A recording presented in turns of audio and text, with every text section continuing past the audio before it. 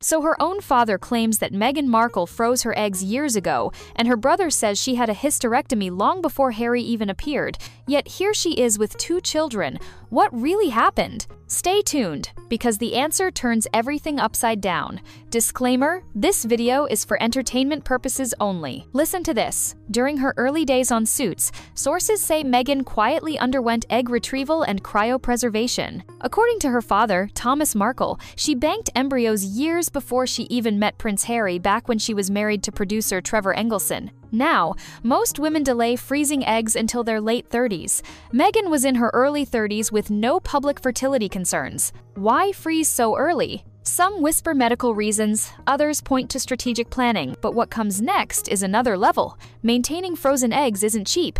Top-tier clinics in LA can charge between $8,000 and $9,000 per month. That's nearly $100,000 a year just for storage. Meanwhile, Meghan earned roughly $7,000 per Suits episode and only appeared in 138 minutes total across 108 episodes. Could her modest earnings fund ongoing high-end fertility services? The math feels off. Now, here's where it truly explodes. Her brother, Thomas Jr., reportedly said that not long after freezing her eggs, Meghan had a hysterectomy, surgical removal of the uterus. If that claim holds, natural childbirth becomes impossible. So how did she biologically give birth to Archie in 2019 and Lilibet in 2021? These aren't idle rumors, they come from family members.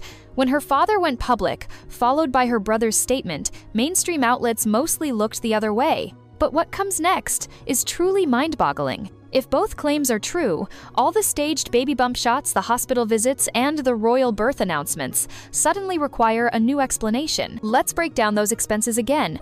Egg preservation can exceed $8,000 monthly at premium centers. Even a mid-range rate of $5,000 monthly equals $60,000 per year. Factor in retrieval, medical tests, and surrogacy cost 6 figures easily. Now, Meghan's on-screen paycheck, after taxes and agent fees, might not leave room for that. Flip through public photos and you'll notice something missing. No messy mom and toddler snapshots, no playground giggles, no bedtime stories gone awry. Only perfectly lit portraits, every hair in place, children pose like miniature dignitaries. And here's the twist. Viewers compare this to other royals, like William and Kate, whose family albums brim with imperfect, joyful moments. Yet the Sussexes' releases feel custom-produced. But what comes next will have you scratching your head. On some outings, Archie looks tense, and Lilibet's expressions seem rehearsed. Some say the children move like props, not playful toddlers. Hold on to your hats. Some fans claim the little girl in a pink dress at one event is a different child from the one in blue the next day.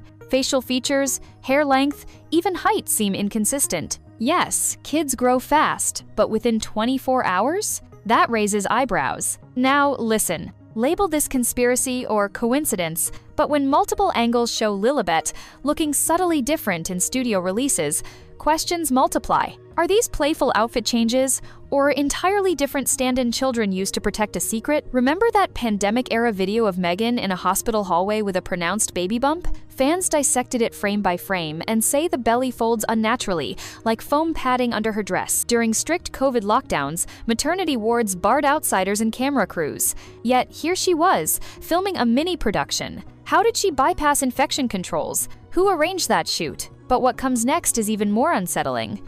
Costume experts online called it a prosthetic bump.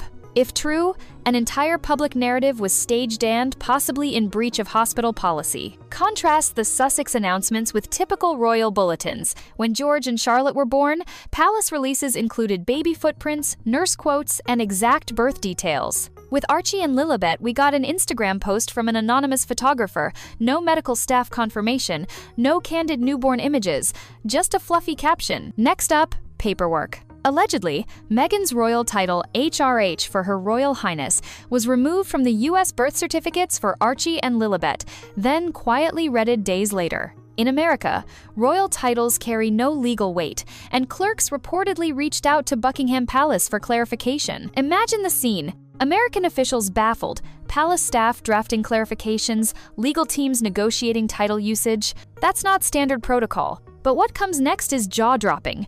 If Meghan's team orchestrated that paperwork, it shows an extraordinary attention to legal detail, perfect for ensuring the children carry royal status in both name and perception. Yet Meghan isn't acting solo. Prince Harry, sources say, lobbied his father, King Charles III, to restore HRH status for his kids, directly defying Queen Elizabeth II's explicit directive that titles be reserved for senior working royals. Reports suggest Charles eventually acquiesced. Pause here. Why would the heir to the throne override his mother's wishes? One theory: those titles guarantee media attention and brand value. For Meghan, they cement her as Duchess of Sussex. For the children, they promise lifelong interest. But what comes next will make you think twice. If Harry knowingly sidestepped palace rules, are public narratives more about branding than tradition? Since their engagement announcement, every Sussex move has been choreographed. Palace balcony photos, Oprah interview, memoir drop, each moment dominated headlines. Yet, on their children, the approach is hyper-controlled. Scheduled photo calls, curated social posts, no unplanned glimpses. Body language experts have weighed in.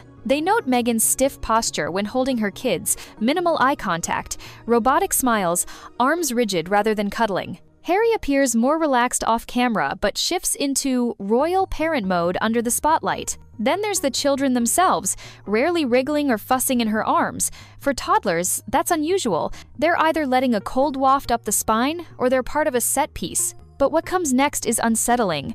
Critics say such forced interactions point to a performance, not a natural maternal bond. Notice the pattern. Every time fresh questions surface about eggs, hysterectomy, or swap, in kids, the Sussexes unleash a new headline. A Netflix deal, a celebrity lawsuit, a viral TikTok moment. The goal? Noise generation, where you bury one controversy under another, drowning out uncomfortable talk. Proponents argue the Sussexes are simply protecting their children's privacy. That's understandable. Yet there's a line between privacy and orchestrated deception. When you allegedly fake pregnancies, employ stand-ins, and manipulate legal documents, you're not just setting boundaries, you're misleading millions. And here's the crucial point. If privacy were paramount, why broadcast any baby shots at all? Why use Duchess signatures on public filings? Each choice deepens skepticism. Across social media platforms, fans once enamored with every Sussex update now dissect photo angles, playback dress seams, and tally inconsistencies. They compare interviews, cross-reference dates, and spot recycled images. These aren't fringe theories. They're organized, evidence-driven analyses by dedicated viewers. At its core, this story isn't just about Meghan and Harry, it's about the power of narrative, the lengths individuals go to shape public perception, and the fragile line between privacy and deception. Two children thrust into the spotlight become symbols of loyalty or distrust, depending on which version of events you believe. So I'll leave you with this. If you were in their shoes, how far would you go to protect your family's image? And at what point does safeguarding privacy cross into orchestrated illusion? What's your take? Did Meghan carry her children, or is there more to this story than meets the eye? Share your thoughts in the comments below. If this deep dive blew your mind, hit that like button, subscribe for more royal investigations, and ring the bell so you never miss an explosive update. Thanks for watching. Remember, this video is for entertainment purposes only. We'll see you next time.